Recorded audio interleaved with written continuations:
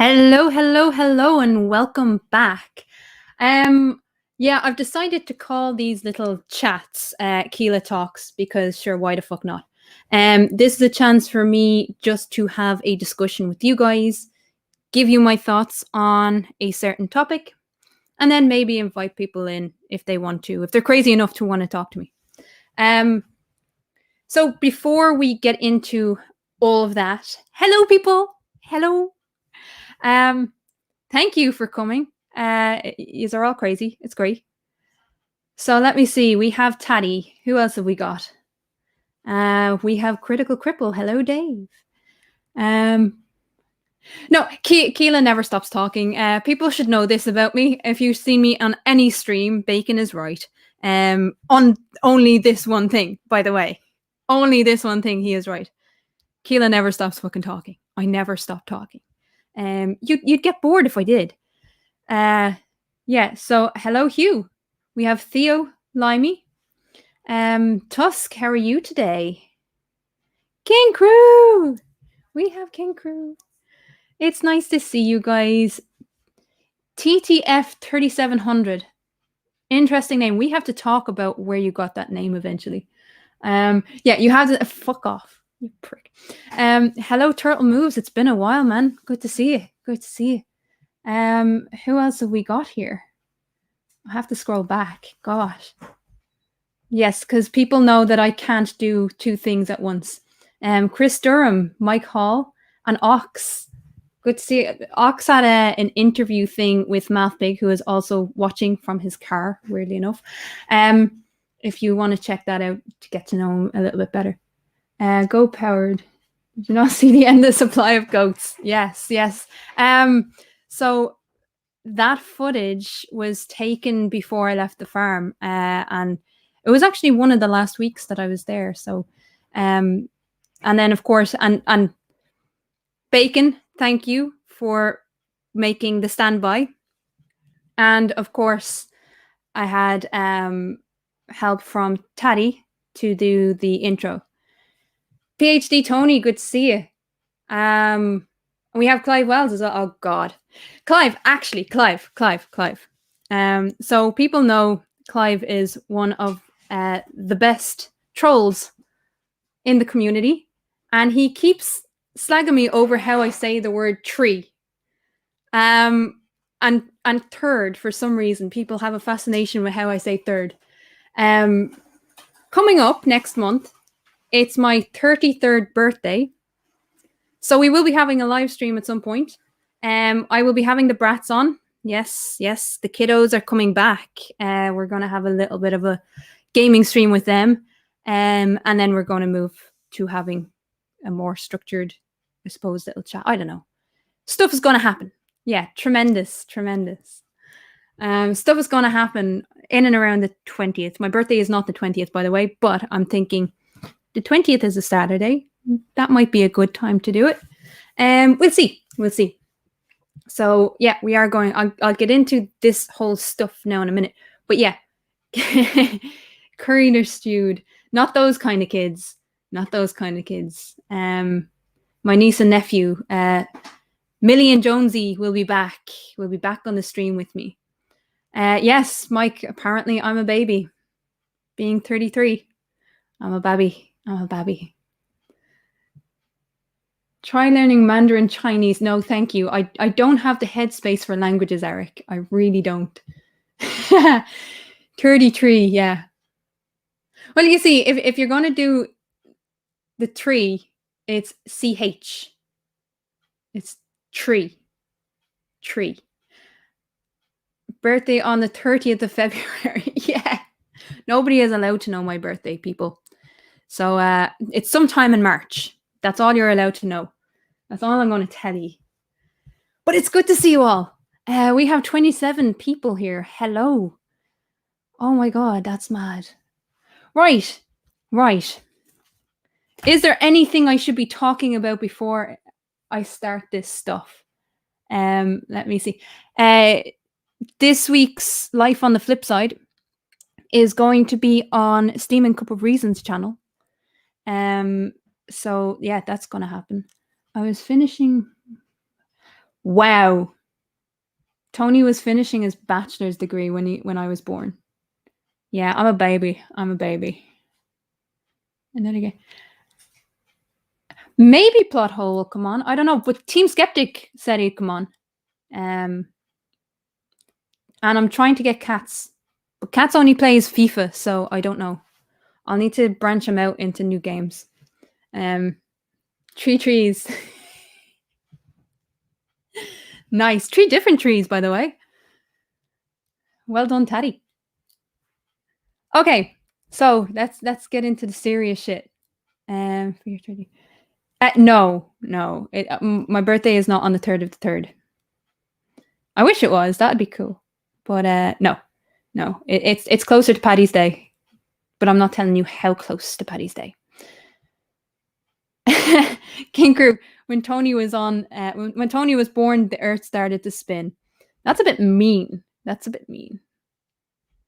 But maybe. I don't know. I think it was a little bit before then. Just a little bit. Oh, yous are all mad. What would I do without you, huh? Okay. So we'll rename it Crafty's Day. Fuck Paddy. Nice, Tusk. Nice. Right, so important stuff. Let's have a chat. Let's talk about things. So conservatorship, I should say. Tusk, you might have been around for the discussion last week on Cider and Port's channel, but thank you very much to Cider and Port that made me actually go and research this. We had a very interesting discussion last week on Cider and Ports. Fat jokes now. No, it's not fat jokes. I don't do fat jokes. And we have Seek Truth.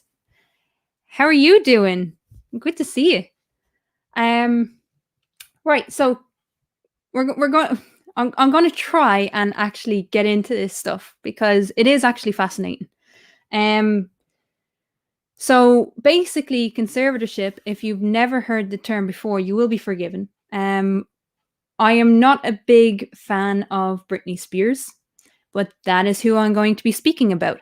That is what the hashtag Free Britney movement is about. So let's have a chat about it.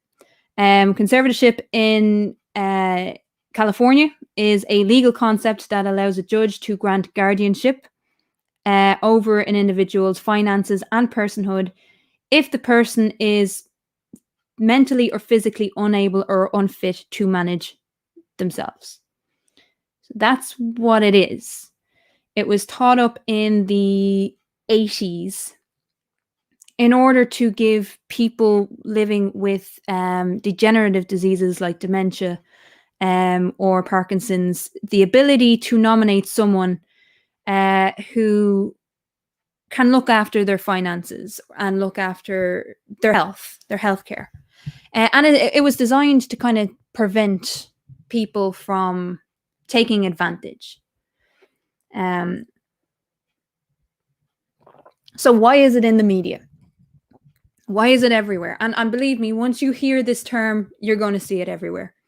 Britney Spears. People know Britney Spears had a kind of breakdown in 2007, 2008.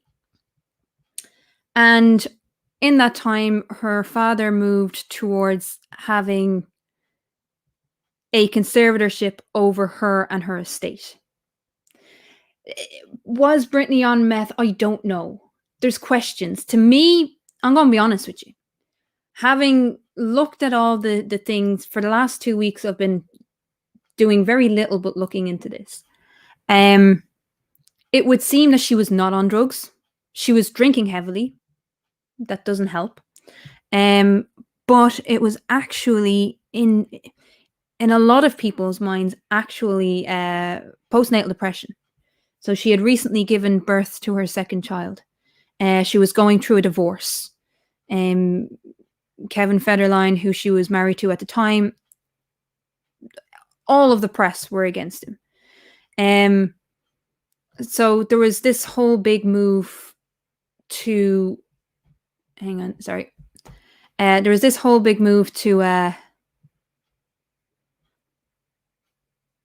basically get guardianship of Britney Spears because of this breakdown, which she's not the first person to have one. She definitely won't be the last. But it all came to a head with friends of hers convincing her to lock herself away in her house when she was supposed to give her children back. She had partial custody. And they convinced her to lock herself in the house. The police were called because people came to take the kids back to Kevin Federline. And basically, she was forcibly incarcerated into a mental institution.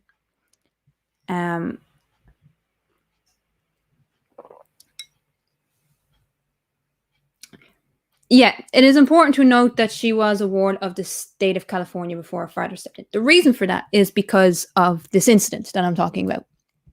She was taken into a mental institution. Her dad then moved to have an emergency conservatorship over her while she was in this facility.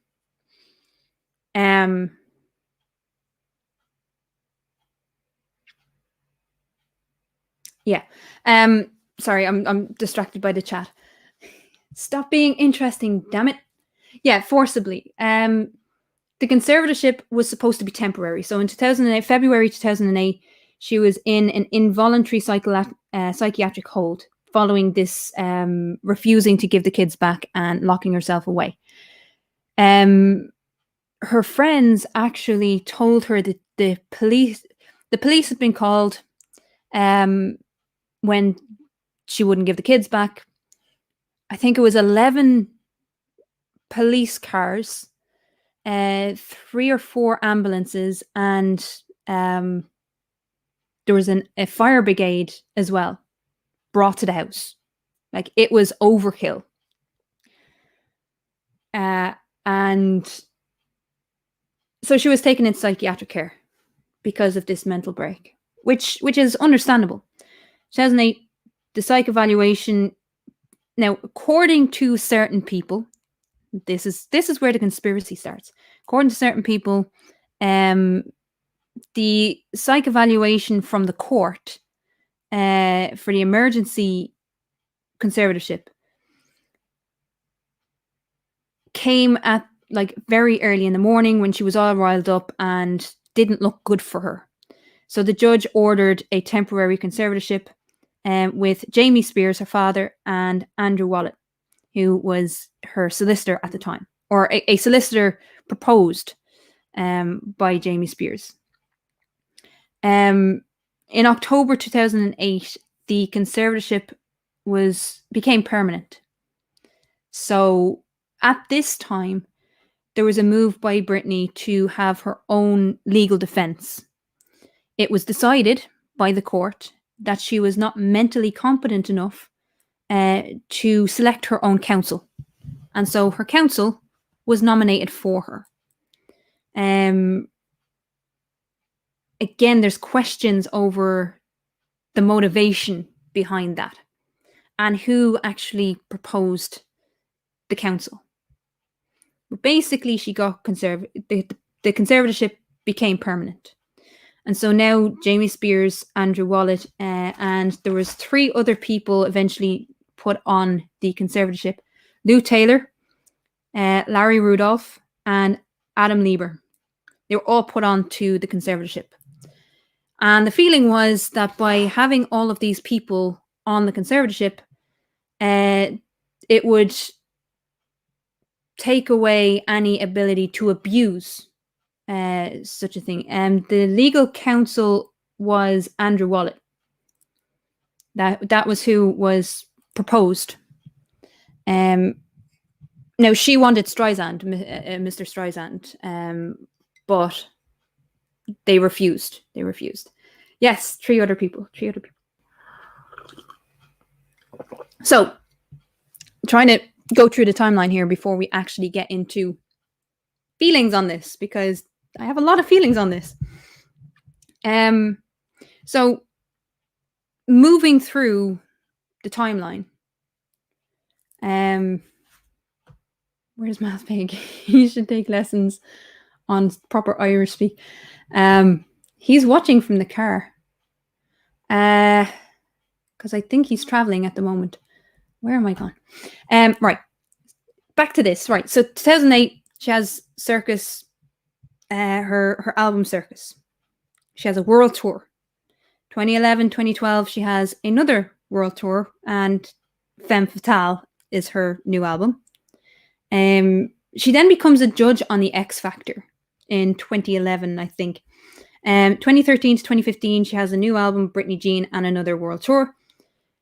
In 2016 to 2018, she has Glory. She has The Residency in Las Vegas, and she has Piece of Me. So there's a lot going on in the space of 10 years. And the question has to be, if she was competent enough to write 4 albums, do 3 world tours, do residency in Vegas, and be a judge of other people coming into the industry. How could she be mentally capable of doing all of that, but she is not mentally capable of choosing her own counsel and choosing her own defense? That's the big thing.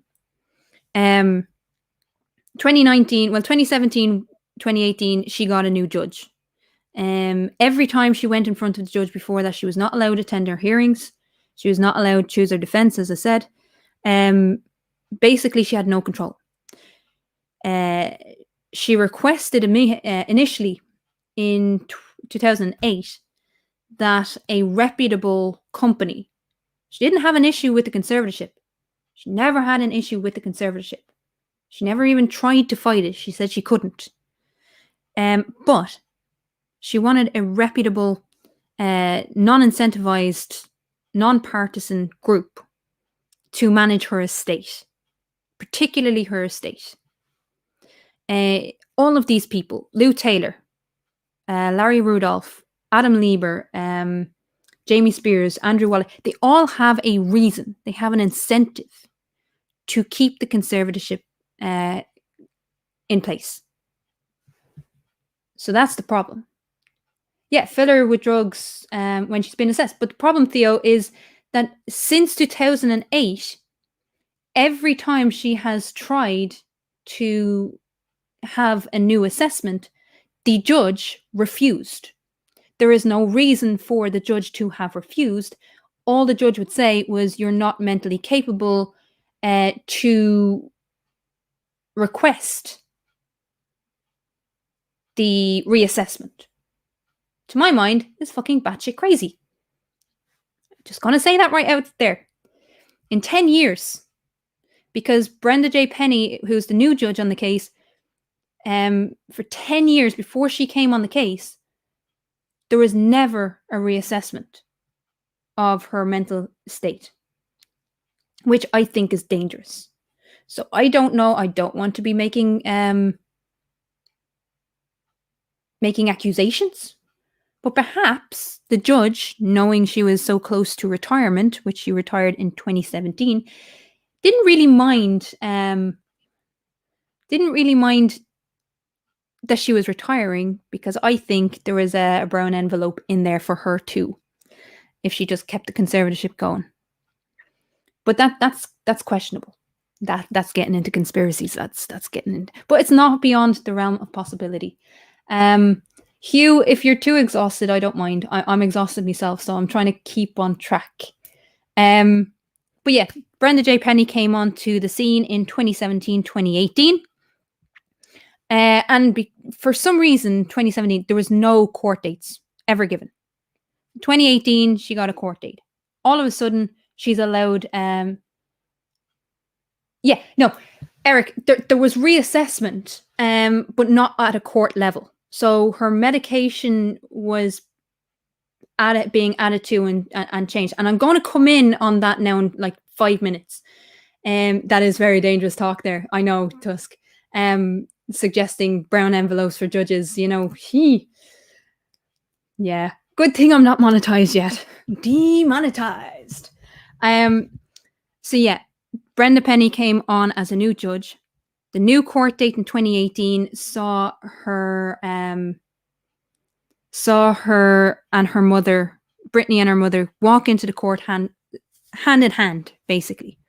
And again, she was asking simply for the right to choose her own counsel and for the conservatorship to be removed from her father. It was not about removing conservatorship. She wanted a bank or a reputable institution to run her estate. Again, just to explain this. And hello, Brady. Hello, Brady Photography. Just to explain this. So when you go to court, you can ask for an assessment. Usually you can ask for a psych evaluation. And the judge then has the ability to say yes or no. That is not the same thing as being assessed by your medical team. Of course, she had to be medically assessed at least once a year if she was going on tour. She had to be assessed once every 6 months to see if the medication that they were giving her was the correct dosage, was working for her, etc., etc. Now, I would argue that a big part of her mental breakdown, as I said, was postnatal depression. And thanks to her medical team, she has gotten better. Mental health doesn't need to be something that affects you every day or at all times, especially something like postnatal depression. You can overcome it. It can be temporary. That's the point, especially if you have a good team around you. But we'll get into that later, I suppose. In my mind, the whole process was a desire for Stockholm syndrome to sink in, and it never happened. And because it never happened, every interview with her from 2008, any interview that she did publicly, had to be assessed by her management team and her father, by basically her conservators. Everything from the questions right through to the final product had to be edited by her group, her people. During the Glory promo, and it all came to a head during the Glory promo in 2016. 2016, she was on the John Ross show, and it was the first time that she actually spoke out against the conservatorship. And because John Ross had been given all of these things, all of these conditions to actually have her on the show, all of that was edited out. They couldn't show it. Anytime she brought up conservatorship, it was edited very heavily. So she was silenced into isolation. She didn't know who she could trust. She didn't know who to talk to. Her friends were isolated. Anytime they would, encourage her to speak up or encourage her to, rebel, she was basically cut off from them. And there was actually a court case. There was a court case against one of her friends because her father kept saying he's a bad influence and therefore he must be giving her drugs. And yes, Chris, it does sound like something out of the 20s. It is a bunch of predominantly old white men deciding what's right for a young woman. And I'm going to get into that now in a few minutes. I'm coming to the end of the timeline. So, 2019. 2019 was a big, big, big year.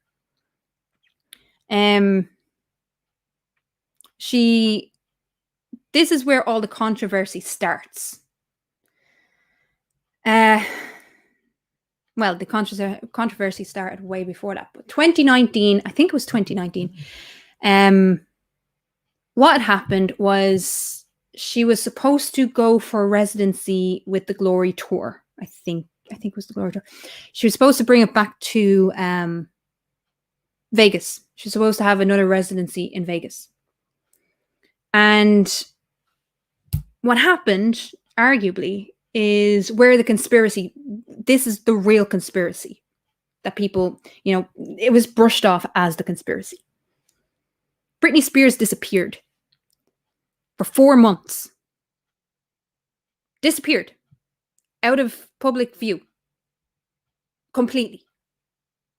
Nobody knew what happened to her. There was, I think, one thing posted on her Instagram by her management team, or so it's believed, which is a generic bullshit thing. And because her fans started to get uppity, the Free Britney movement really took on legs. And it was believed that her father did something. Because all of a sudden, her residency is cancelled. She disappears. And nobody is talking. And everybody is worried. So what actually came out of it was in the January, she was being given new medication, arguably for bipolar. She has never been diagnosed with bipolar. And here's where I get personal, but I'm not going to get personal. But this is why it touches so strongly for me. She was given bipolar meds. She refused to take them. And her dad basically said, take them or the tour's off. He says she refused to take them and that as long as the conservatorship was in place, she was never going to perform again. That is complete bullshit because she was going around saying how excited she was to go back to Vegas. But all of a sudden she disappears. 4 months later, she turns up in a mental institution. And here's where I have the big, big issue. Yes, I have notes to try and keep me on track. Her father says that she voluntarily checked into a mental facility because she couldn't deal with her dad's illness. That's questionable. She was never really close to her dad. But she voluntarily checks into a mental facility. And just think about that. Her conservatorship prevents her from making medical decisions. She is not allowed legally to sign herself in or out of anywhere. So the idea that she voluntarily did this is very questionable. And that's where the conspiracy is. Did her father force her in because she wasn't doing as he said? Or did she sign herself in because she wasn't able to cope? Yeah, Tattie-toxic isn't the fucking word. The whole situation is absolute mental. And here's the problem for me. Is it okay? Is it okay for mental health to be used as a grounds to control permanently, indefinitely, a human being? To strip away their rights? I had this conversation with other people over the last week. And what I wanted to do, what I want everyone in this room to do, is ask yourself, take away for 1 second the celebrity aspect. Just take away the celebrity aspect. If your best friend came to you and said, My father has complete control. He decides I can't go to an ATM. He decides what money I have, what I can spend on, when I see my children, what we do, what I wear, who I speak to. He's cut out friends of my life. He makes me work, dance, monkey dance, 17 hours a day. I'm forced to work so he can profit off me. If it was anyone else, rip away that fucking celebrity aspect. If it was anyone else with a mental health issue,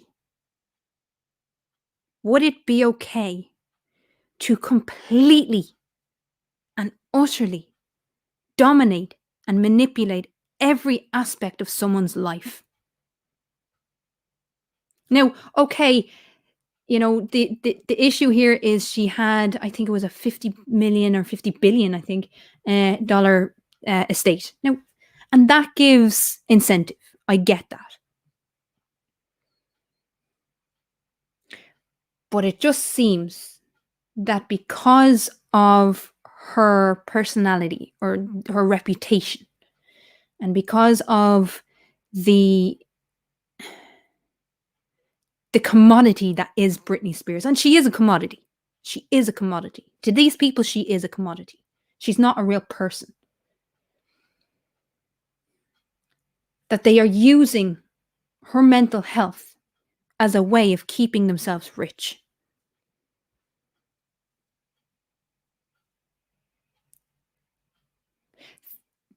They can't force her to go on tour or release records.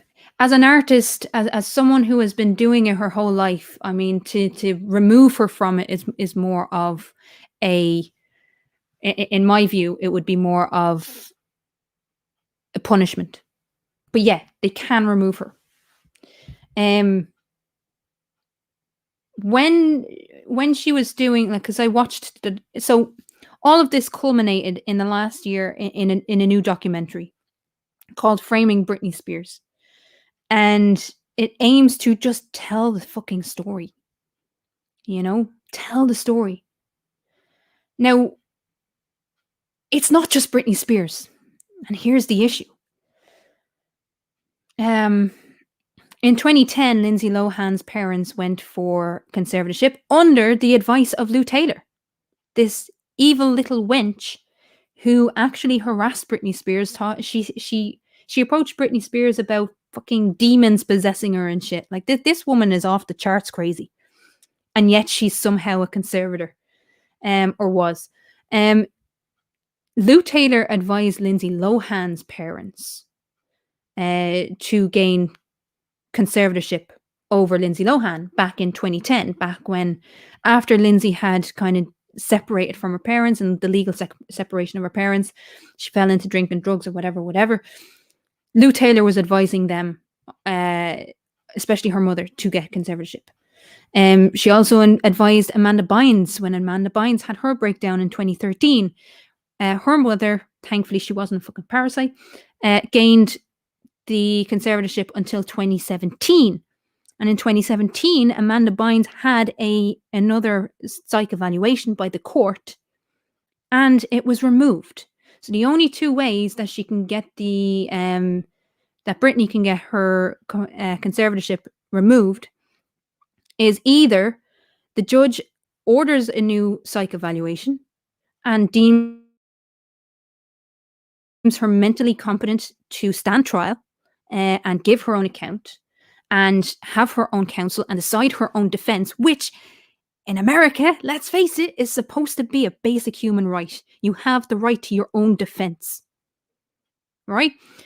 Or her father and her conservators have to. Now her father at the moment is the sole conservator in the process.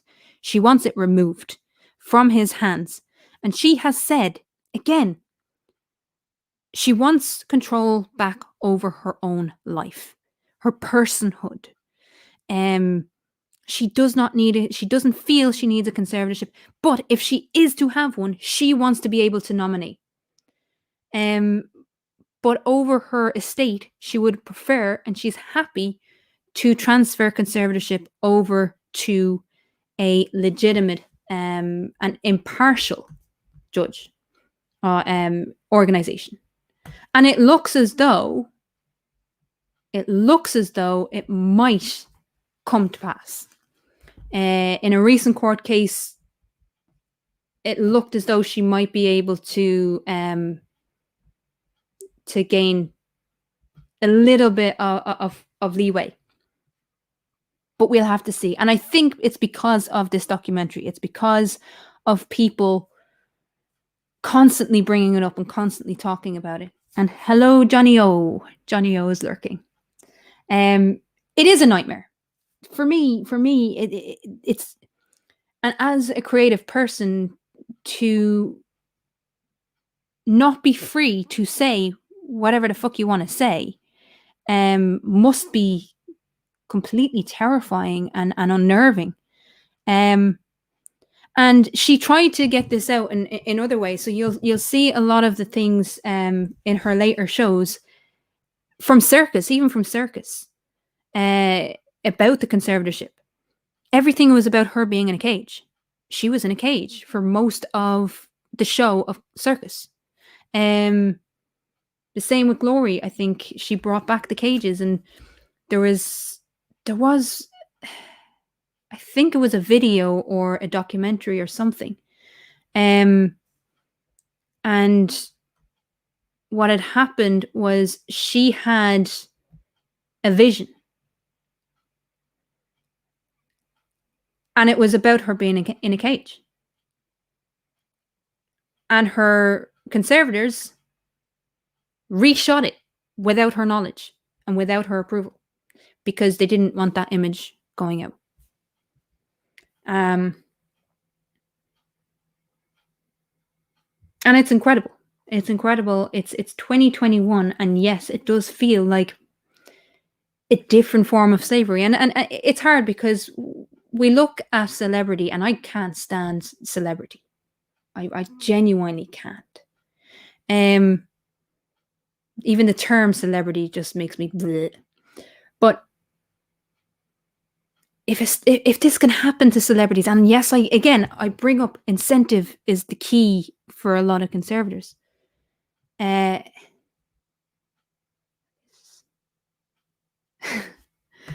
it's not about France. Brittany. I think Brittany from France. But if it could happen to a celebrity, when we think of them as being almost above the law, which we should never do, or above human, and this is part of the reason why she had her mental breakdown in the first place, because to my mind, when she became an artist, or when she went out on her own, she had this image that she had to adhere to of being pure and being innocent and a virgin and all this shite. And as she was growing up, she was trying to carve out an identity in the same way as Lindsay Lohan, as Amanda Bynes, as Miley Cyrus, and trying to find that whole the balance between the idea of becoming a woman but still being a role model, and the duality between being a role model for children and young women, and yet being this sexual being for her male audience. So that can be very, very confusing, especially as a young woman. You're only trying to find yourself as a human being. She was 17 when she launched her solo career, so she was still very, very young. So part of it was she was rebelling against the control that her management were trying to invoke on her, because of this stigma of being an innocent role model for children. Eric, I know you're working, but please, man, if you have time, come in, have a chat, because you've done a lot more research on this, not just this topic, but generally speaking. I'll send you the link if you want to come in to have a quick conversation. Please do. Hang on. Do do do do. I need to get elevator music. That's what I need to do. Need to get elevator music. Eric, I've sent you the link. If you want to come in, you're more than welcome. And just have a little chat. You don't have to stay for very long. But Bacon, we all know you're not innocent. Don't even. But yeah, okay. So feelings on it. Let's talk about feelings on it. Because that's more the that's the timeline.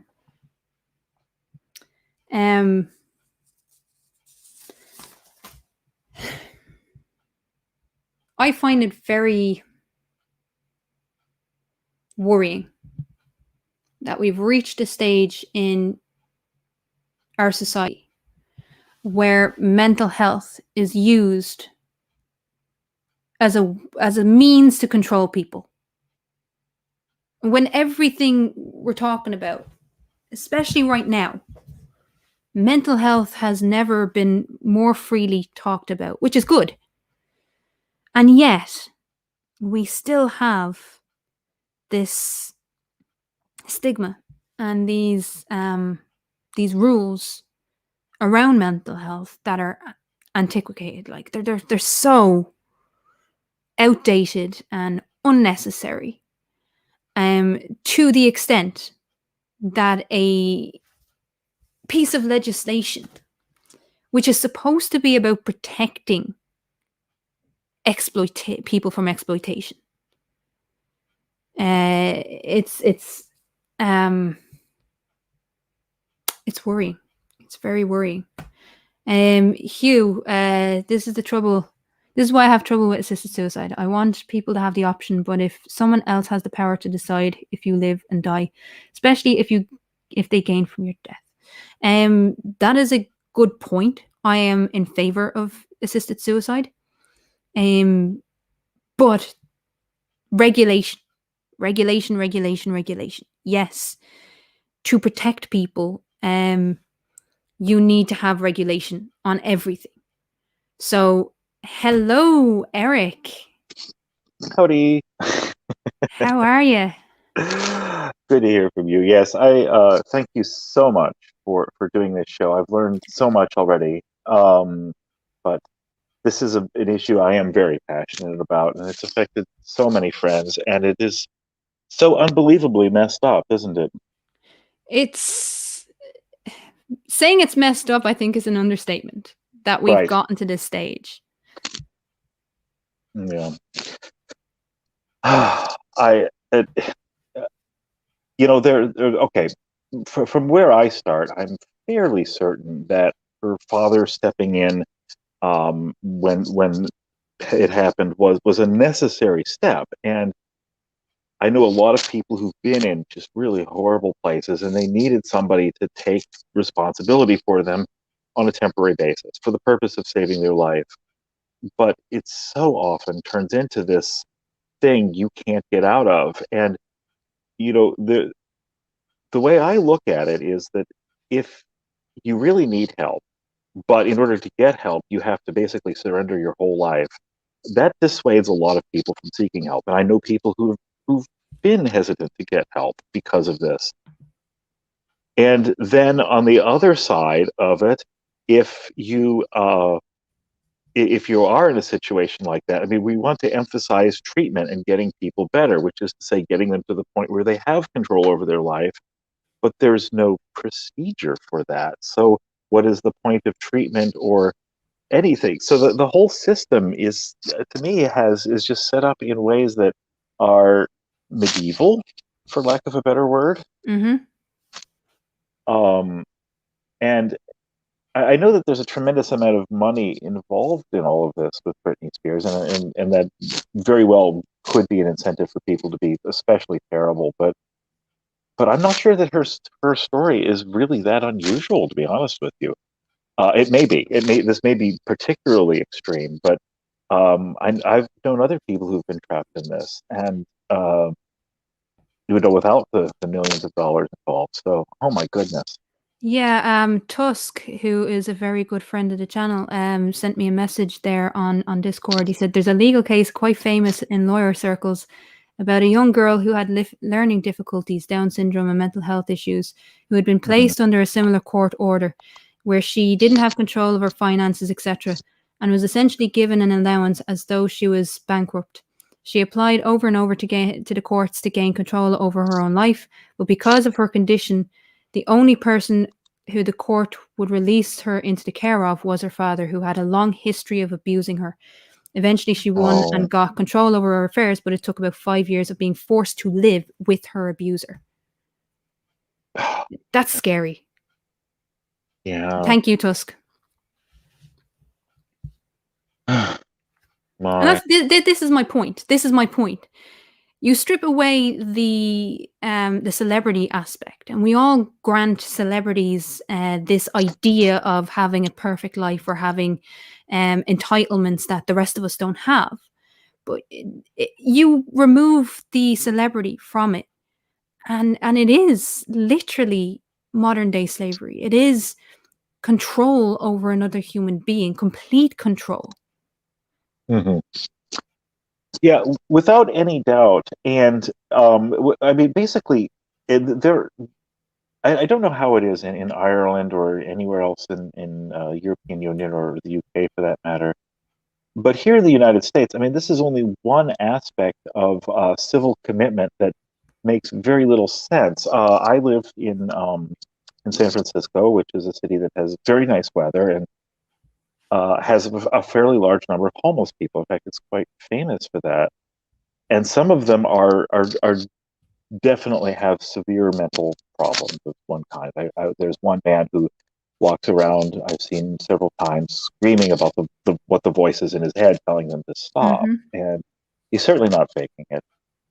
And the reason why there are so many people with poor mental health on the streets is that we are reluctant to engage these draconian measures. Well, the only thing you can do in law is to basically turn somebody into a slave, and we're very reluctant to do that for these ordinary people who very much need help. But then in the case of Britney Spears or some other people who have parents with means or whatever, or people who are concerned about them possibly, I don't know, this happens and then they can't get out of it. I mean, there are so many aspects to this law, the laws as they are written, that make no sense whatsoever. People who need help can't get it. People who need help get it, can't get out of it. People are stuck forever. There are so many different ways of looking at it that all come out medieval, wrong, bad, horrible. And wow, I didn't realize that that Britney Spears couldn't even get a court hearing. So thank you for telling me this. Yeah, I've done a hell of a lot of work in the last little while. And Tusk says that her father might have control over what she can spend, but he doesn't have access to her money. To an extent, Tusk. To an extent. As far as I'm aware, he does get something for being a conservator. I think the conservatorship fee, I think, is 1.1 million. I think his salary is something like 100,000.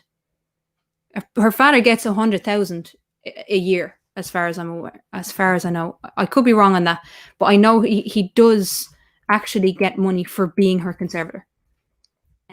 Contrary to popular belief, he does actually get something for being her conservator, or for being an advisor or something. He does get over 100 grand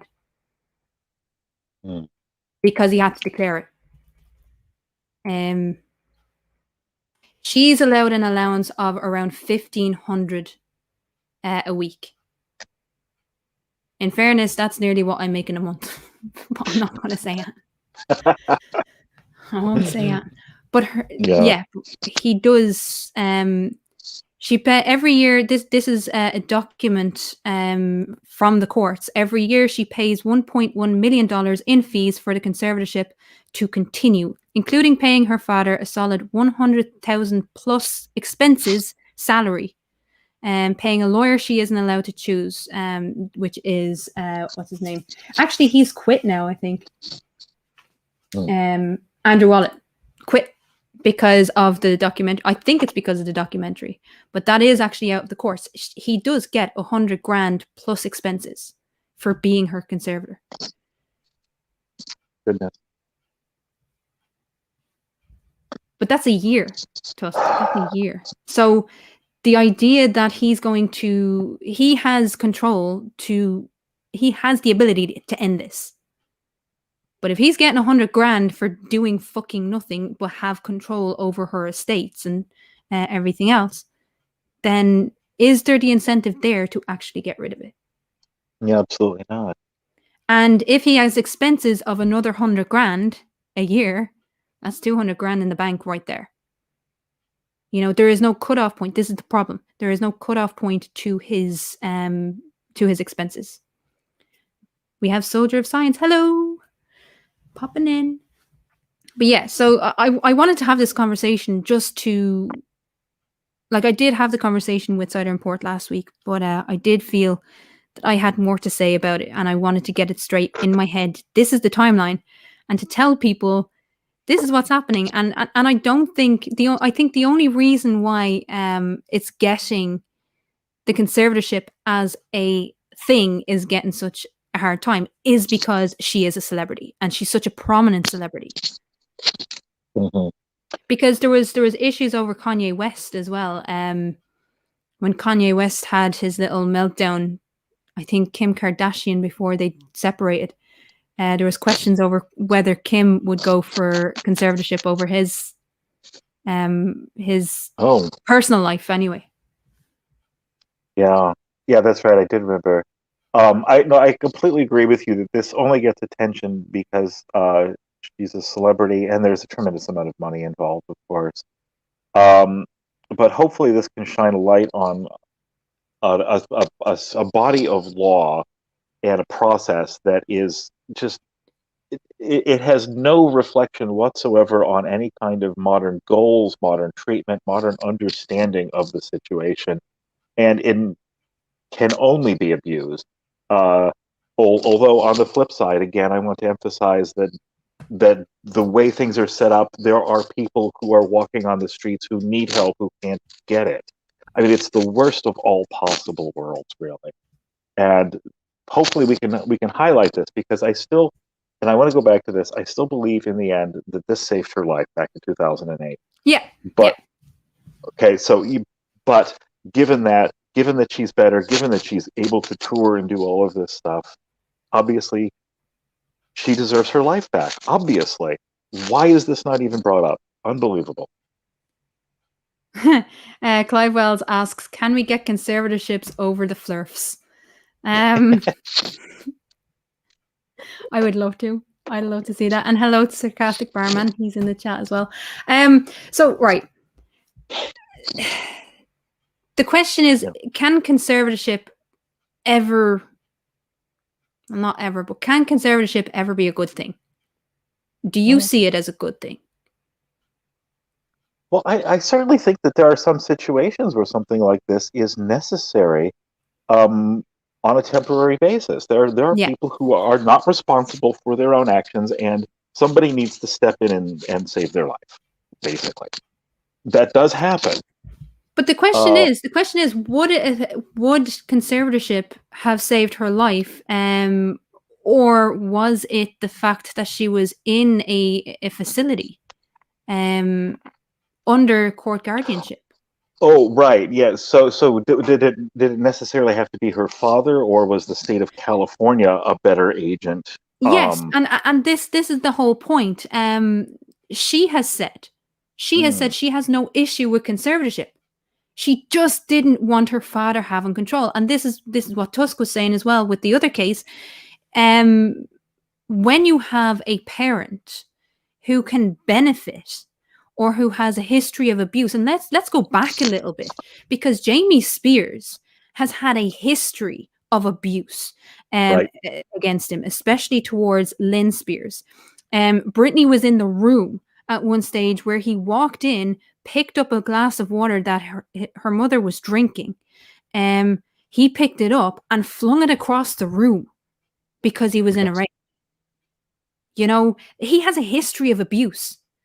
And I can't understand why. Now, having said that, everyone has the ability to change. Of course they do. Mhm.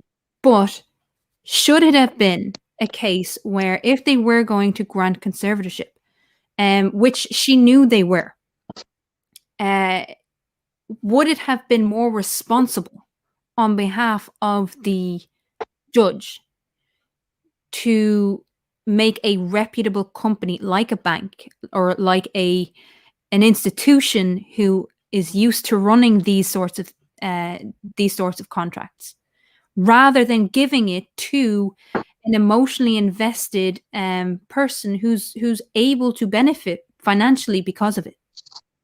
Right. That's the question here. You know, I'm going to have to run it a little bit, but what I'm looking up, very quickly, in the state of California, the conservatorship laws are very, very ancient, and I believe they were set up, yes, in the 1880s. And part of what we might be dealing with here is that we have a body of law that was set up in a time before any kind of modern um, concept of mental health, etc., but also who is responsible for you. As someone else pointed out, I wish I could give them credit immediately. If you're not married and you don't have any children that are adults, then control reverts back to your parents. Basically next of kin. We're using next of kin formulas to Yeah. determine who is responsible. And I believe, from what I can see, that the conservatorship law was originally written in the 1880s, and that makes sense that they would go with the next of kin. Um, one of many flaws in the whole system, I suppose, isn't it? Yeah, and does it reinforce the idea that if you have mental health issues, you shouldn't say a damn thing because you might lose your independence? Does it Absolutely. reinforce that idea that, and I've had conversations about this to people over the last 2 weeks or so, and the first thing, oh yeah, Britney Spears is crazy. It's like, well, that's a very simplistic way of looking at what happened, but okay. Because all people think about is the surface shit of her shaving her hair, not understanding the reasons behind why she shaved her hair, why she actually had a little bit of a mental breakdown when she's being harassed by the paparazzi. I mean, you have to remember at that stage, the paparazzi were relentless. Right. They were relentless, and they didn't have the legislation that they have now. I'll bring it in a sec, Tusk. They didn't have the legislation towards the paparazzi that they have now, and partly because of what happened in 2008 with Britney Spears, that we actually got that legislation to say that they couldn't follow celebrities or people into supermarkets, which is what they were doing, and Right. harassing them 24/7. So, Tusk, what is your take on all of this, man? Right. Okay. It's a complicated mess, but like Eric said, take away the celebrity aspect, and this is actually quite commonplace. The conservatorship, a different name for it in the UK, but it's essentially the same thing, is when someone is incapable of managing their own affairs. Those affairs are handed over to an executor, essentially. But the problem in Britney Spears' case is because she's a celebrity, but also a very private person. No one really knows what's going on there. So there's a lot of conspiracy surrounding it. Mm-hmm. And our fans, who are ultra fans, the ones crazies. outside the court, rather. No, I don't want to call them crazies. I know, I'm joking. But they're living vicariously through her, Yeah. They were outside the courts the other day with their free Britney banners. And that doesn't help anybody at all, But like I said, I sent you a message. You read out what I sent you. It's actually very commonplace. It happens every single day. People who are elderly, infirm, or have severe mental health issues, which can be caused by any number of reasons. So their affairs are handed over to usually a law firm or a family member. But in Brittany's case, because it's her father, and people don't like her father for whatever reason, then this thing has sprung up around her as if this is a new thing, as if it's, what's what I'm looking for? I've lost my words. Hang on. As if it's something special, something different, but it's not. And he does get paid, as you say, something like $100,000 a year plus At least. expenses. Yeah. But his expenses are minimal. Not if he has to take a fucking private jet to get Oh, to he the won't be other allowed side. to do that. He won't be allowed to do that. That's the thing. This is where all the conspiracy stuff comes in. That he's living large off of her money. He has to submit receipts, probably quarterly, maybe yearly, to the courts and explain every penny he's spent. So he can't just go, oh, I'm going to go and buy a Ferrari because I have to get to this meeting with the lawyers or whatever. This is what's been said on the social media, I think. I mean, I checked this out just yesterday because I was looking forward to this stream, because this is an area of law that I'm interested in. Yeah. And because I say I'm a lawyer, and I was sectioned myself a few years ago, and I lost control of my finances and pretty much everything. I became a ward of the state temporarily, and my life no longer was mine. Someone else made my decisions for me to a degree. They couldn't make me do things, but they could prevent me from doing things. Yeah. So I looked into this, and in America is slightly different to the UK. And her father does have an incentive. There's no two ways about it. She wouldn't be giving him £100,000 a year. There's, they don't have that kind of relationship. But that £100,000 a year, it sounds like a lot of money.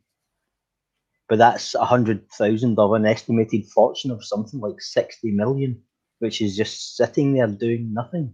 Because she can't touch it, he can't touch it. And this could go on and on and on.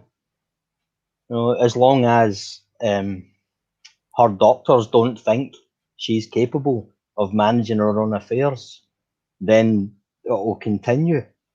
And because of the way the legal system works, it will be a yearly review. So I don't know how old she is now. She's 39.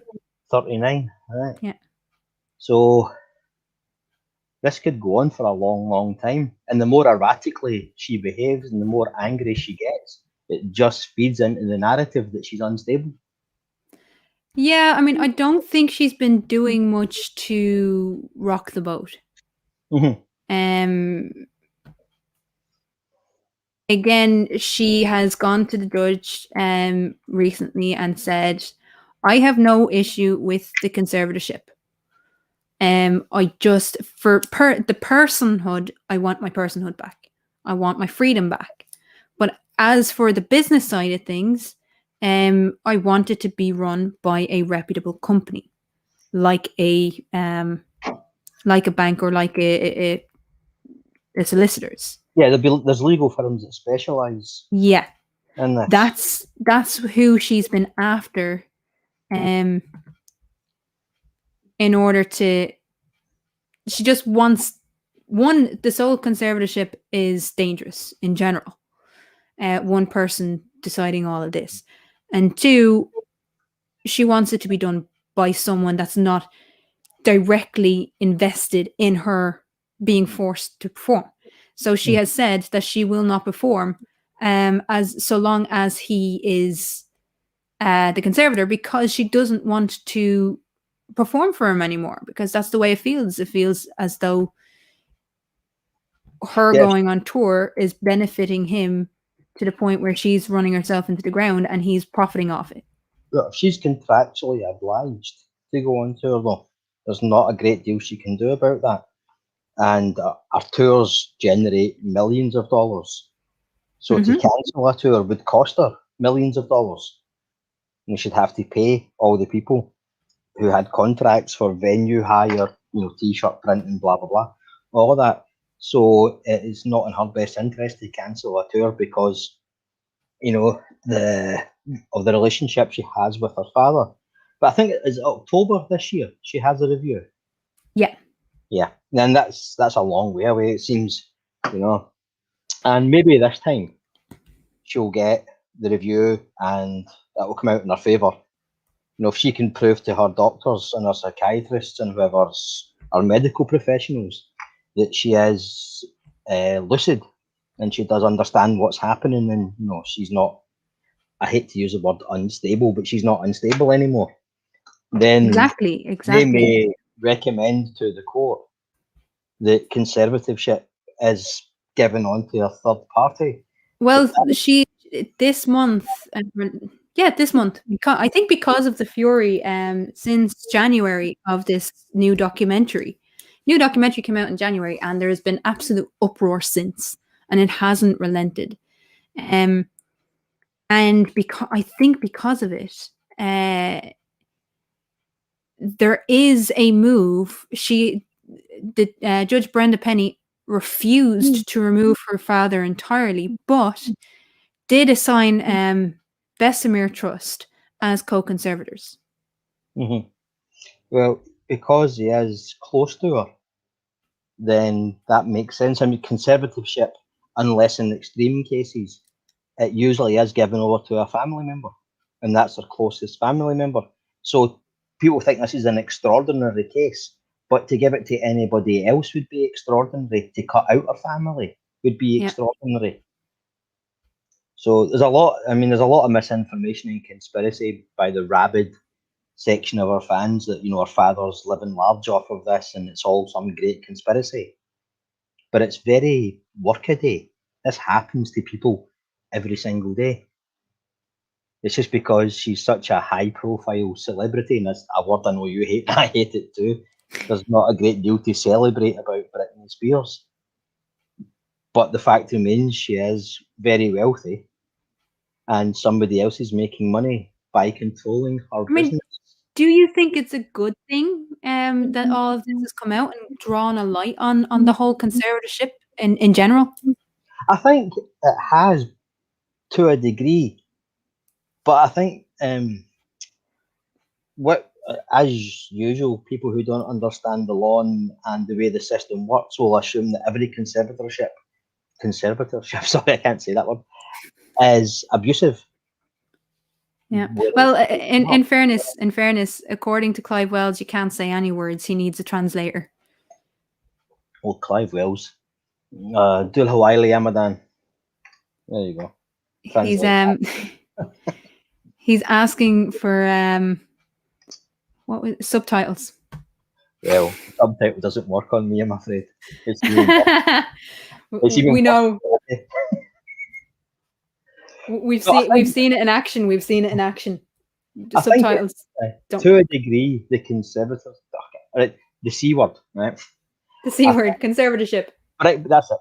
Bringing it into the light, well, maybe for other people who aren't as fortunate to be in the position that Britney Spears is, with her wealth and celebrity, who have been subject to these orders, you know, people who don't have a great deal of money, but they're living more or less on the poverty line.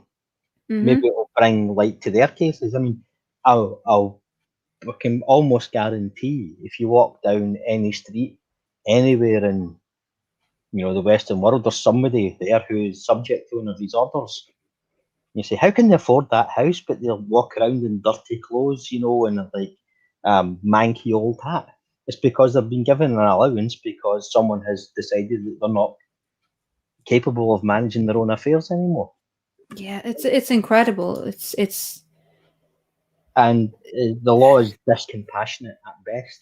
Yeah, and this is what I was saying to Eric just before you came in. Is it a case that because this whole thing has blown up as big as it has, is it a case that people like myself with bipolar, people like with mental health issues, it's reinforcing that old stereotype and that fear of coming out and discussing mental health issues, just in case they're slapped with one of these orders?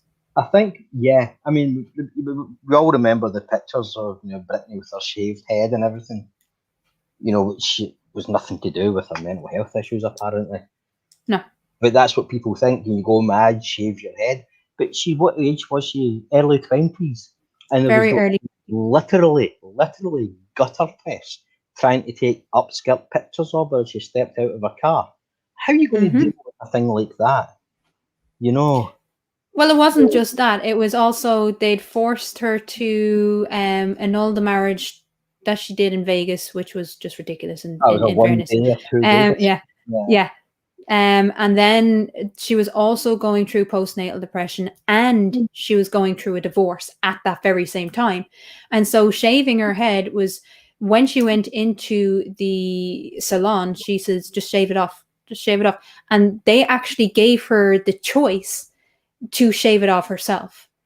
And she felt a lot of her power, and you can see it in the images. Her power was coming back. She felt her own power. That she hadn't felt in so long, because she had to be this idealized version, A, for young children and the innocence and all the rest of it, and B, the sexual for her male fans. Yeah. I remember she was being sold as like the virgin whore sort of thing. Yeah. You know, it's like, how, you know, it's disgraceful. I thought, you know, the death of Kurt Cobain put an end to all that sort of crap. Well, you see, have you watched the documentary? I've watched bits of it. Yeah. Because what stood out was some of the interviews that she did in and around that time, and just beforehand, where at one stage there was an interviewer, I think in Denmark or Sweden or some shit like that, and he actually said the words, "We're going to talk about something I know you don't want to talk about. Let's talk about your breasts." What the fuck? Literally, that's what he said. That is what the interviewer said, because apparently someone suggested that she may have had implants. Well, here's the thing. A few years ago, I don't know if they showed it in the Republic, but they certainly showed it on the BBC. It was about 10 years ago now. It was been advertised a few days before, like, major announcement about Britney Spears. And this was at the height of her fame. So people were like, okay, what's this? And someone had done a parody of Oops, I Did It Again. With the lyrics went, "Oh, booby boobies, I thought you were going to grow." And that was on, like, the public broadcast TV station. Fucking hell. And people think that's about Britney's breasts, if it's anybody's fucking business. You know? Is it, has she had a boob job? Who fucking cares? Who cares? Well, I mean, the other thing was the interview that was done after, I can't even remember her name now. But there was an interview going into the breakup with Justin Timberlake, and I have to give it to him. Well, I have fucking a little bit of a grind with Justin Timberlake and his quote unquote apology. There was an interviewer who went in depth and was like a fucking hound dog about her breakup with Justin, and kept saying, you know, what did you do to break his heart? What did you do? What did you do? That's no way to speak to a young woman who is going through a breakup of a relationship of like 6 years. What did you do that was so bad? That he great. Yeah. As if she had to justify herself. Exactly. And give her Can you imagine breaking up with someone and then the next day the newspaper comes around and says, well, go on then. What did you do? Explain yourself. Yeah. You know? But for 20 minutes, she didn't stop asking, what did you do? They cut it down, but apparently for 20 minutes, until she actually broke down into tears. That's, I don't know. And said, we just need our privacy. Yeah, there was an unhealthy That's what stopped obsession. It. Yeah, there was an unhealthy obsession with Britney for better part of a decade, I think. Where her every move was scrutinised. So I'm not surprised she had some kind of breakdown. I mean, I don't know if I would thrive under that kind of pressure. Yeah. I don't know if anybody could. But it wasn't just that, because, I mean, she also had to deal with her ex making things very, very public and having those pops in public. And you know, the Britney Spears lookalike in his video and profiting off of her misery. Yeah, Like, that's what he did. that's celebrity though, isn't it? That's the curse of it. You know, you The get this drama. privilege, Yeah. but at the same time, it comes at a cost, and you're Yeah, no and longer your own person. you're also And now, talking about a literally, time. he is no longer her own person. Yeah, but you're also talking about a time where there was no real internet, so to speak. So every piece of news that you got about your favorite celebrities, were coming out of these magazines, and some of the magazines were spending up to $500,000 for a good photo of Britney, in a compromising state. Yeah, because they'd sell 1 million copies. But imagine paying $500,000 for one photo. What's that going to do? You know, that's why I'm saying they see her as a commodity. They don't see her as a human being. Well, that's the problem with the fame machine. You know, I mean, people say, you know, she knew what she was getting into, but she was only a child. How could she possibly have understood? You know, I do have a certain degree of sympathy for child stars who have grown up in the public eye, because, you know, what do you know when you're 10 years old signing a contract with Disney? You don't understand that in 10 years' time, someone's going to begin through your bin looking for your underwear. Fucking Tatty says the era of the lad mag. Yeah, exactly that. Yeah. What were they called? It was Nuts and Loaded and all this sort of stuff, where they would post not print pictures of people like Britney Spears, Natalie Portman, and so on holiday, where someone with a zoom lens would take Yep. pictures of them on the beach. So fucking hell, leave them alone. You know. But it's just a way of disempowering women, isn't it? But Very much so. We've all seen your breasts. You know, we have power over you now. Well, there was a thing where especially the Daily Mail, you know, talking about how women were losing their what was it?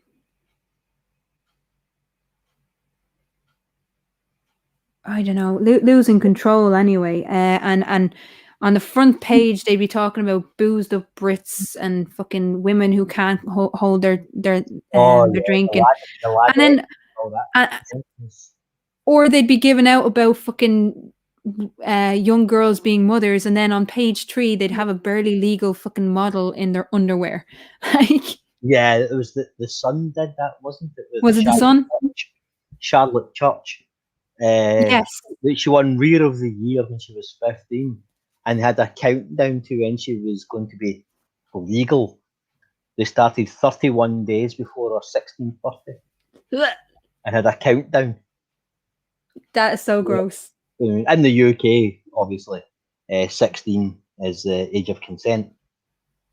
That is seriously gross. Yeah, but they did that, and no one batted an eyelid. No one went, that's the very definition of grooming. Yeah. You know, and on the front page they'll be talking about, you know, children having children and women's lack of self-control. Yeah, they'd have there was that program on, I can't remember what it was called, Young and Pregnant or something like that, or 16 and pregnant. 16 and Pregnant, yeah. And it was just kind of fetishizing these women. You know, it was just, what are we watching here? Yeah. You know, why is this on? You know, it's Confucian. You know, it's like, oh, women should have rights, but then say, oh, but look at how they behave. How can we give them any rights? Mm-hmm. And they say, you know, but I think we're sort of moving off the subject a little. Well, it is to do with the subject, because it involves why she actually took part of the reasons why she took the breakdown in the first place. I think it all comes down to building her up and then quite deliberately knocking her down. Not even knocking her down, fucking tearing her down. But that's what the media, the press, especially the printed press, thrives on. They'll spend 5 years building her up and then go, right, claws out, get her. And Yeah, as soon as she doesn't live up to the expectations. And I think that's because of all the publicity, even pre 2007, where she was trying to find herself as a young woman. And she was caught smoking and drinking at the age of fucking 21, you know, when it's legal. And But all you could see in those magazines is how she's a terrible role model for young girls when she's smoking. yeah, I think that's the role model thing. I don't. There was look one. for celebrities There was, to tell me how to live my life. yeah, there was one that really fucking annoyed me. There was one that really, when the press really took liberties with the truth, and it was an instance where she had her baby in one arm and a cup of coffee in another, and as she was walking to her car, she slipped, and her bodyguard was on her left where the baby was, and he was like, you know, kind of guiding her. But as she slipped, he caught the baby. Now she caught the baby anyway, and her eyes went to the left to her baby. But everyone said, "Oh, she cared more about her saving her coffee." She basically took the coffee out of the way so the coffee didn't fall on the bloody baby.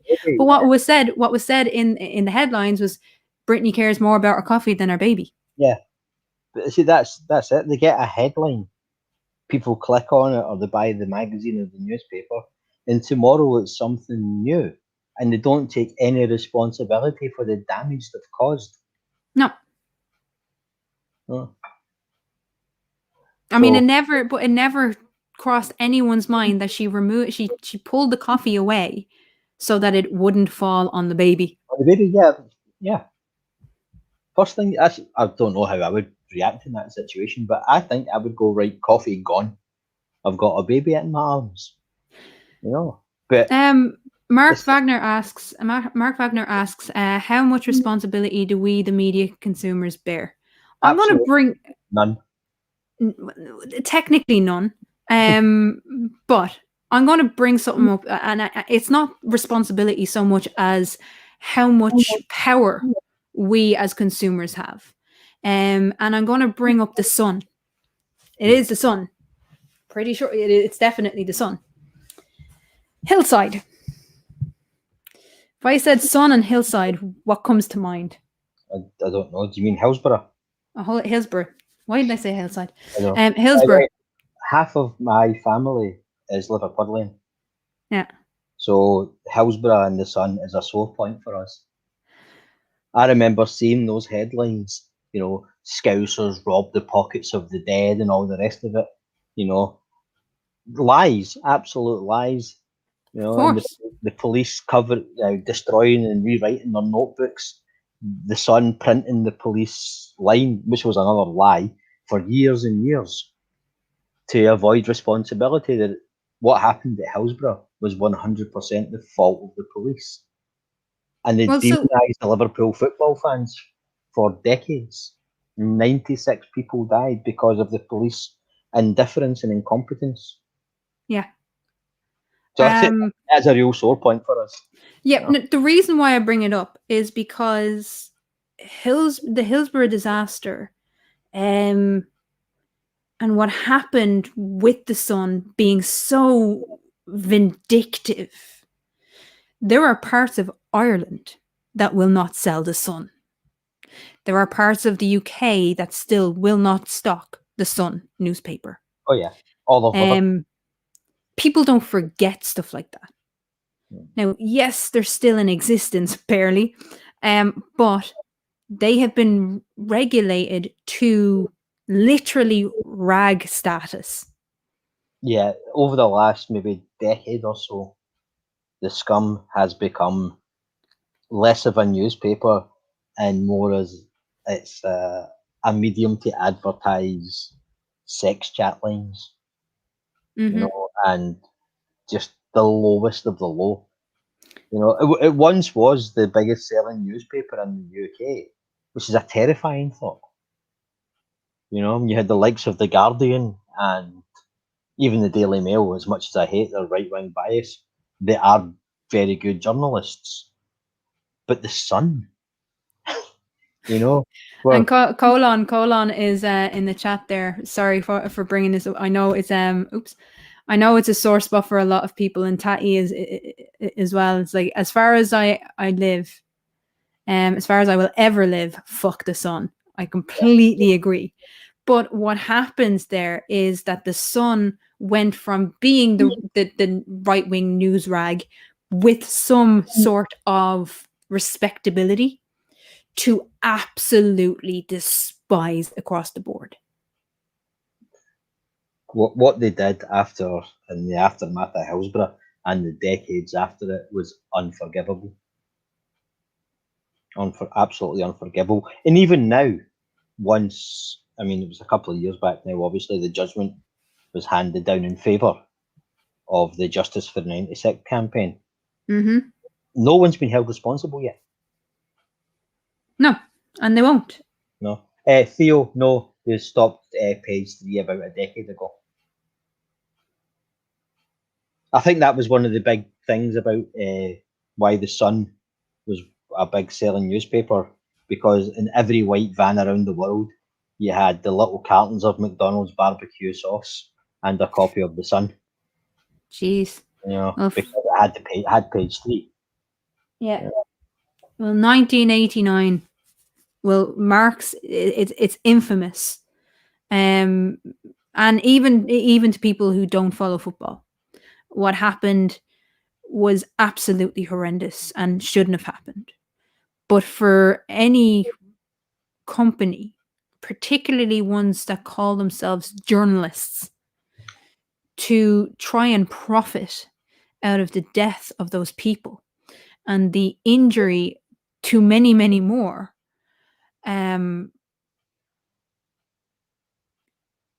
that level of parasitic journalism was exactly what Britney Spears had to put up with.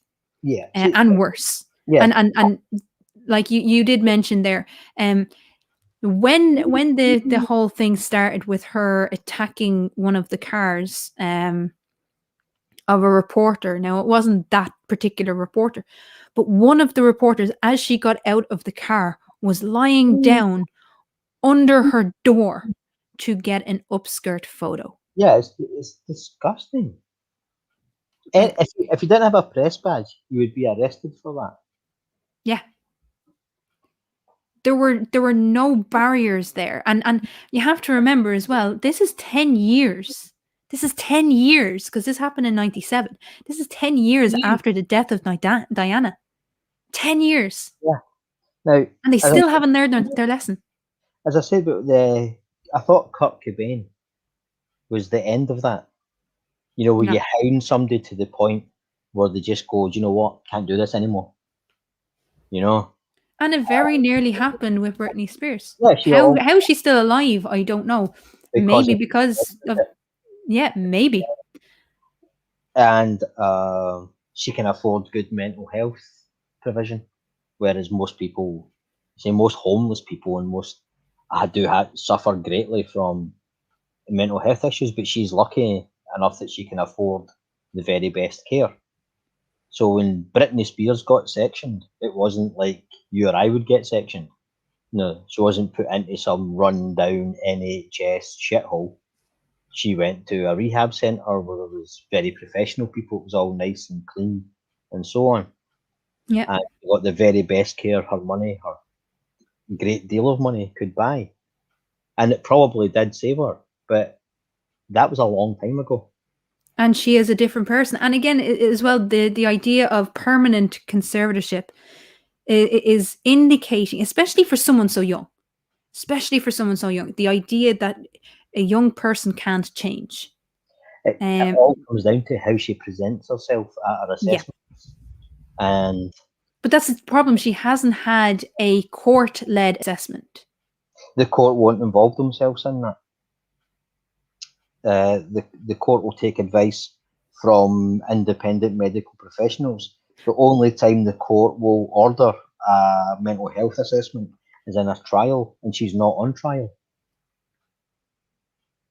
So she's in a bit of a sticky situation where the conservator can deny her the right to representation. Yeah, and that's what he's done. Yeah, she can't. If she goes out independently and unilaterally gets herself a mental health evaluation, she's in breach of a court order and contempt of court. And this is why I don't understand where this is where I have the problem. So the real conspiracy, quote unquote, was this bullshit that she she signed herself into a mental institution. Now, legally, she's not allowed to do that. She has no rights to do that. Not exactly, no. If she feels she's a danger to herself or others, she can present herself to a mental hospital and they'll decide if she says, I am a danger to myself or others, they can assess her on the spot and they can decide to section her. So everybody has that right regardless, because if, it's a danger to their own life. But if it was aggravated by her drug and alcohol abuse, then she may have been taken into, she may have been sectioned and put into rehab at the same time. So it's kind of one of those, she doesn't have the right to seek independent medical advice, but she can present herself for a psych evaluation if she feels she's a danger to herself. You're on shaky legal ground if you try and deny her that right. But she again is on shaky legal ground because she has technically defied a court order.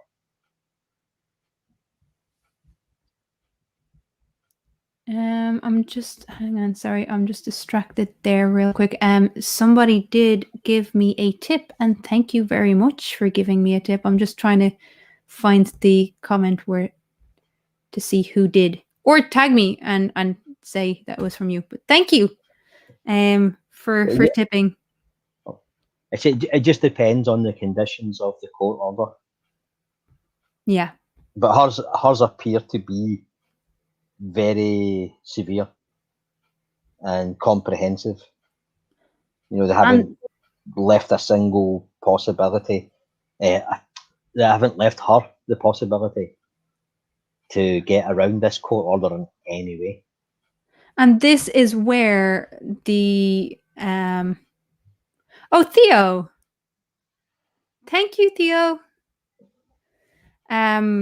Theo just tipped. That's awesome. Thank you very, very much. But yeah, so the issue that I have is, does it make more sense for her to sign herself in when she's gearing up for a new tour? Or does it make more sense that her dad's not getting his own way and therefore he talks to doctors and says she's not mentally capable, and because it wasn't her that cancelled the tour, it was her dad. Or the residency in Vegas. It was her dad. This is on the assumption that her dad's a bad actor in all of this. So it may be that, it's very, very unlikely that her father would have so much sway over medical professionals that he would convince them that she was unstable, because they would obviously have to assess her independently. Yeah. So again, it's difficult because the American system is slightly but significantly different to the UK system, in that the conservator can make certain demands on you. In the UK, it is simply like as if you've gone bankrupt and you get your allowance and someone's in control of your finances and so on. But the American system's different. But I don't think that. Well, you see, here's the thing. There were rumors. There were rumors from her own staff. This is where this is coming from. There were rumors from her staff that there was an argument, and he, like he has done in the past, threatened to remove. I think he said something like, "You'll never see your children again if you don't do this, this, and this," which he has done before. Oh, he has that. He absolutely has that power. And that's where this incident, this run-in in early January, where it was in front of staff, where he said, "You will never see. I will make it so you never see your children again. Yeah. I will make it so nobody sees you again if I want to." And then all of a sudden, she's missing out of the public eye for 4 months. Yeah, it's that imbalance of power that the Yeah. conservatives, you can't say the word. Why can't I say that word? Conservatorship. Conservatorship. It's that imbalance of power that's the problem. For someone, she appears to be lucid and she appears to be in control of herself, as far as we know, because obviously we don't know her personally, we don't know what's going on. But now she's been put in a position where she has to essentially kiss his ass every single day because she has complete control over her life. You know, if you saw the film or read the book, The Girl with the Dragon Tattoo, Yes. she was in the same situation. Yeah. You know, where she wasn't deemed competent by the court and she had a very abusive figure who would take advantage of her. That's without the sexual content, obviously. That's Yes. essentially the situation Brittany finds herself in. It's up to the conservator to make reports to mental health professionals. And it may or may not be that they'll decide we want to see for herself. But if he writes, "No, I'm not satisfied that she's able to look after herself," they'll just say, "Okay, we'll accept that." And it continues, paid and so on. But at some point, Yeah. Really quickly, sorry. Sorry, I just want to thank Barman and Blue Marble Science for both tipping me. Thank you very much, guys. I really, really do appreciate it. Sorry, continue, Tusk, and thank you to Eric Hare for coming on earlier. Thank you, as you just Oh, yeah, so Eric, interesting. Oh, you roboted there. You back? Yeah. Oh, there you go. You were roboting there for a moment. Oh, sorry. Yeah, my internet is playing up tonight. I don't know. It's go powered internet. Yeah, as I to roll back 20 minutes or so about is the conservatorship a good thing that's been brought into the light? And yes, because people are going, well, wait a minute. Why does he have so much power? Why does anybody have so much power? So maybe the laws will change and the person who's put into this situation can say, look, the person you've given the power of attorney over me is an abusive person. You know, they're going to abuse this power they've been given and make me, you know, essentially their cash cow.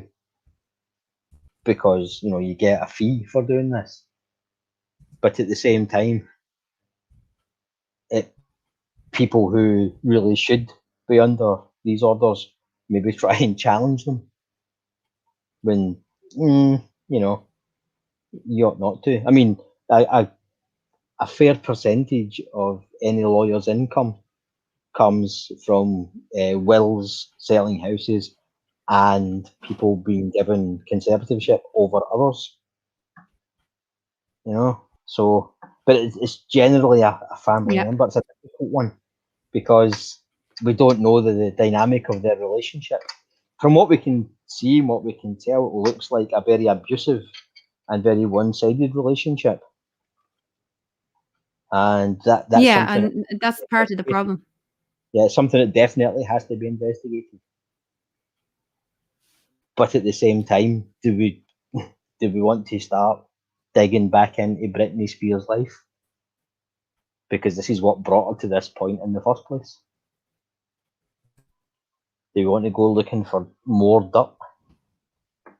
Because that's what will come out if she's going to, in October, apply to have the I'm going to say the C word, switch to an independent third party.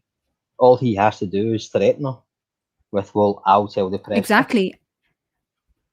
And it's up well, to I her. mean, he has it has been indicated that he has tipped off the press of where she has been, for certain headlines that he wanted to get out, or not certain headlines, but for publicity that he felt was needed for her next tour. Yeah. Well, he'll get paid for that. You know, he'll phone up OK Magazine or whoever and say Britney's going to be at the beach at 3 p.m. You Yeah. know, and they'll go and take pictures of her in her bikini, blah blah blah, and he gets paid, she gets publicity, but it just take her down that hole. She can't even go to the beach now, you know, without somebody trying to get an upskirt picture of her. Yep. But they say the press simply don't care, because if she does commit suicide, they'll sell papers on the back of that as well. You know, for 6 months or a year, they'll sell papers going on poor Britney and, you know, all the terrible things that happened, ignoring the fact that they happened because of them. And that's, I mean, is there any way that she can get out? Because I know her father could, and I think it was the right move to bring in the firm. But the judge outright said,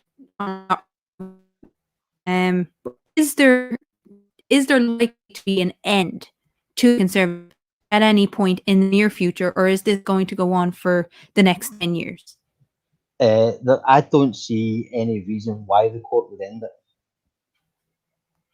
She's functioning as an artist. She's stable as a person and as a mother. So it seems to be working on the surface. So I don't see any reason. The court doesn't have any reason to end it or transfer it. So maybe 5-10 years down the line, she maybe have another challenge. But I don't think anything's changed enough in the last decade that would make the court think that, yes, we can give this person back control of their life, given an erratic behaviour over the last couple of years. Yeah, I mean, there is moves now that there's a new judge on the case. There is a move to be a little bit more interactive with her. That it's not just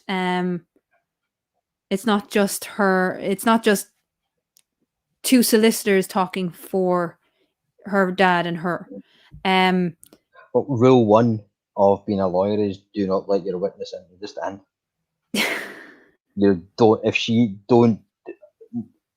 Her lawyer, if they're any good, will not let her take the stand, because witnesses are unpredictable. They say things they don't mean to say, and they get tricked by the prosecution. So she'll be sitting in court while the lawyers argue. Yeah. Just really quickly as well, thank you to John Rapp, who also donated via PayPal, and I got an anonymous Ko-fi, so you can buy me a Ko-fi, which is basically coffee. It's the price of a cup of coffee. The links are all in the description. And the comment was, I thought this was buy a coffee from Crafty. So yeah, no. I'll make you a coffee. Come around to my house and I'll make it. I do actually have a coffee maker. So coffee for everybody. Yay. You heard it here first. Crafty coffee. Crafty, I can't even say that now. Say it. Try to say it. Crafty's conservative coffee is available now. It only costs you your dignity. You had dignity before the stream? Well, once. I was about 5, I think. Oh, get away from that. Like, try get rid of that as soon as possible. Before I ate my first worm, I think. So Tattie's asked a question here. What do you prove that the Conservatives? No, Tattie, you don't have to prove that they're acting against your interests. They only have to prove that they're acting in your interests. It's like that you're not trying to prove their guilt. They just have to prove their innocence. So it'd be very, very difficult for Britney Spears to prove that her father is working against her best interests. Very, very difficult. Because she has a stable family life, she's financially secure, and frankly, she's alive. So all he has to say is, this situation can continue indefinitely, and the court will come down in his favour. And since John Rapp is in the chat, John Rapp will understand this reference. I do have Bailey's. I do have Bailey's somewhere. But what I also have is Tim Tams. Ooh. The Aussies in the audience will understand what Tim Tams are. Tim Tams are life. Tams are life. Just saying. And I'm gonna go get another cup of tea now in a minute. So just I'm going to address Tattie directly, if you don't mind. Yeah, go ahead. Every day, Tattie, in the courts, these things come up, or the court will set a day aside, like a Thursday afternoon or whatever, one of the less busy days, where they'll simply hear these cases over and over again. People have been sectioned under the Mental Health Act that want, or they're infirm or elderly, will be trying to get control back. And it's a very, very difficult process to prove that the person in charge of your affairs is abusing it, because every penny has to be accounted for, and it's damn near impossible to prove. I mean, it happens from time to time. People do get caught, dipping their, into the till, but it's very, very difficult to prove, and it's even more difficult to get conservatorship removed. So here's the ultimate question. Speaking on a legal, should conservatorship and the many different variants of it around the world, should it be ended? No. Why? As simple as that, it is sometimes necessary.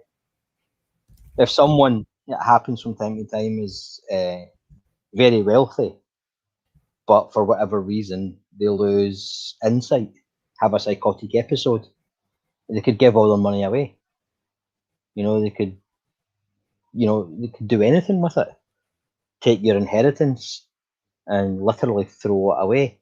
So it's there not just for their protection, but for the protection of any issue they may have, or it's a legal term, descendants, children, or so on. So in that case, it is necessary to protect the estate. And should Britney be free of conservatorship at any point, do you think? Well, without having any knowledge of her personal life, but all things being equal and only knowing what I know, she seems to be at the moment lucid, but that could change. So it may be she's freed from this particular. Bacon, power of attorney is slightly different, where you're not in control of someone's finances as such, but you take on the responsibility of their finances, paying their bills, etc. You can't dictate how they spend their money. You can only pay what needs to be paid, any legal bills or personal bills and so on. Yeah, I had that. It generally happens if someone's gone bankrupt. Someone will take power of attorney, or if they're elderly or infirm and they can no longer manage their own affairs, then someone will step in. But it's a different situation. I mean, it looks on the surface to be very similar, but legally it's miles apart.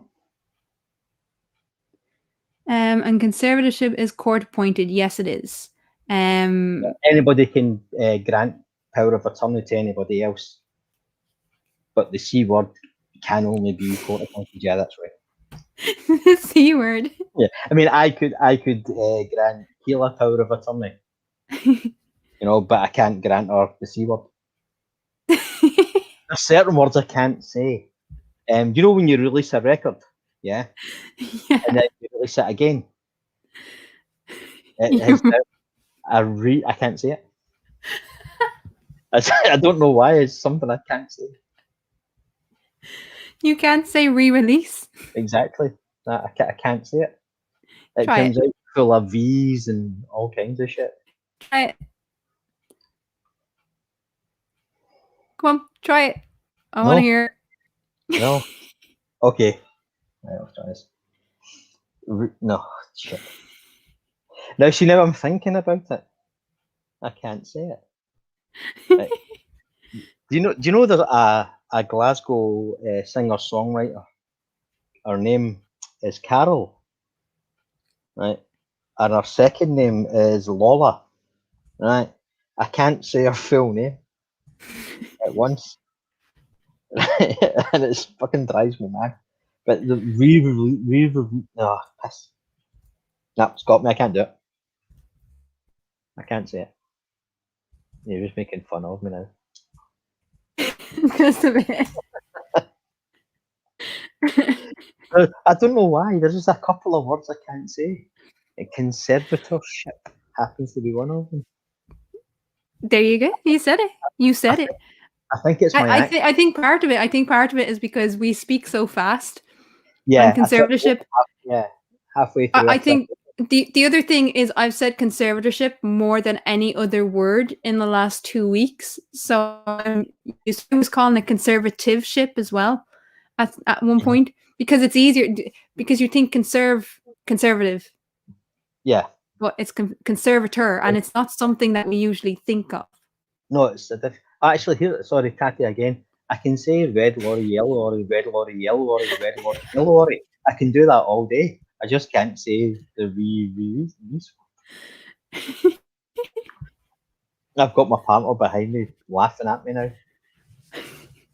Laughing with you, Tusk. Seriously, thank you so much for coming on because you make these streams. And it's good to hear the professional side of you come out. Well, yeah, earlier on, when you were at the beginning of the stream, when you were chatting about things and what our fans had been saying, I was sitting there, if I had any hair, I'd be pulling it out, going, no, that's not legal. You know, it's like, and I want to, yeah. The court of popular opinion holds absolutely no sway. Well, I mean, yeah, I mean, a lot of the detail that I was going into was from the documentary. And that's what a lot of it was coming from there. The documentary did take legal advice on what was slanderous, but I think that's where they stopped, and it was quite sensationalist. Yeah, it was. Which was quite ironic, I thought. I know, yeah. You know, the sensationalism is what put her in this position in the first place. And then to be sensationalist about her story, just the irony. But I mean that's yeah. I mean that's part of the reason is to draw attention to it. To be honest with you, but some of the reporting that some of the interviews and the reporting that was done around her, you can't get around that. That's not sensational. They sensationalized events. Yeah. You know, they were just telling it as it was. This is what the media did. This is what was coming out of the court. But a lot of the stuff around her dad was hearsay, was from people. Like at one stage, I think he was shouting at her while she was planning circus. She was learning the dance routines for circus. Mm-hmm. And he was calling her fat and ugly. And if you want to keep going as a pop star, you're going to have to get yourself fucking fit and everything else. And he was screaming in her face. But that was coming from the dancers. Yeah, that's unfortunately typical. Yeah, of course it is. If you look at I suppose a parallel would be Michael Jackson. Yeah. His father was desperately abusive. You know, he was very driven. You know, he had to succeed. He would make them practice their dance moves 12 hours a day. beat them if they got them wrong, and so on. You know, unfortunately, that is very typical of that celebrity life. That's what it takes. You know, and it's not. I mean, I'm not saying that justifies it or it's a healthy environment, but that's the American way. Fame at any cost, isn't it? Yeah, You know, and for every Britney Spears, there's 1,000 girls who failed. exactly. Have gone through the same process. You know, and they've been left. 15 years old. These programs, I absolutely can't stand them, like the X Factor and all that. I hate them. I can't Where watch them. people at 15 years old have been told their career is over. And they're You know, only babies, really. Yeah, they're never going to make it in showbiz. And that's probably a good thing. Avoid like the plague. Yeah, you don't want this. Well, a friend of mine went on to the X Factor. She's a very, very good singer. But she told she wasn't good enough to win, but she wasn't bad enough to be funny. Fucking hell. Because you have to go into the producers first, and it's all about sensationalism. Yeah, it's like essentially a karaoke competition for the first couple of rounds before it gets anywhere near the TV. Yeah. But she wasn't bad enough to be funny. She wasn't mental. But she wasn't good enough to win, so they weren't interested in her. Mad. The same girl also got kicked out of the Hell's Kitchen rehearsals for threatening to throw a pan of boiling oil over what's his face? Gordon Ramsay. Seriously? Yeah, she said to him, hey, you ever fucking speak to me like that again, and I'll kill you. You might think you're some big tough guy on the TV, but you speak to me like that again, you're getting this pan of chip fat over you. So she got kicked out of that. Nice. To be fair, she is mental, so there you go. I need to take a quick Wiley break, so if you want, I'll drop it now. I don't think there's so much left to say. Yeah, well, I'm bringing it to a close now. I've been going for 2 hours, which is remarkable because I didn't know if I would be able to stretch this out for 2 hours. But thank you. Thanks for having me on. It's always a pleasure. Well, actually, yeah, I do stay in the call for a few minutes after I end the broadcast because next week. I see Tattie is still in the chat. Next week, I will be coming out with the new show. It is all prepared, pretty much all prepared, I think. Eye on Society. So that is going to look at issues in our society and why they are issues. So it's going to go into a little bit of the background and the history. Oh, right. Before having a panel discussion. I saw something similar in MathBig. What was it? Doing society's problems and how can we solve them? That was ripping the piss. That was fun though. That was fun. So Tattie. I'm going to drop it now, but I'll hang around for a bit. Yeah. Okay. Tattie is going to be producing it, and yes, Tattie, you are. I have proof. I have proof because you actually said it on Barman's. I have recorded evidence that yeah. So Tattie is going to be running the show next week. So 10 o'clock next Friday. And the first episode is going to be on Myanmar, aka Burma, as a lot of people know it. What happened with the coup? Why was it deemed acceptable? What happened to lead us to that point, and what might come of it? So we're going to have a panel discussion after the little bit of history to give everybody a bit of context. So watch out for that. And again, just to remind people, Sunday, 11:30 UTC on Steam and Couple Reasons channel, Life on the Flip Side continues. And we have Sable Eagle coming in this week. Our winner from last week is in work, so we'll get him on the week after. So yeah, remember, spot the goat, always spot the goat. I'm crap at them, but they are fun. They are a bit of fun. Other than that, thank you all for coming. I really, really, really do appreciate it. Thank you for everyone who tipped and everyone who donated. I I am getting closer to the monetization thing. I need a few more watch hours, a lot more watch hours, but who cares? I'm not in a hurry to get monetized, to be honest, because then I can say whatever the fuck I want, which is always fun. Yeah, it's always good to have Tatty to push those buttons, pull those levers. And with that, people, thank you for coming out. Do your own, I'm going to sound flirf, but do your own research into this.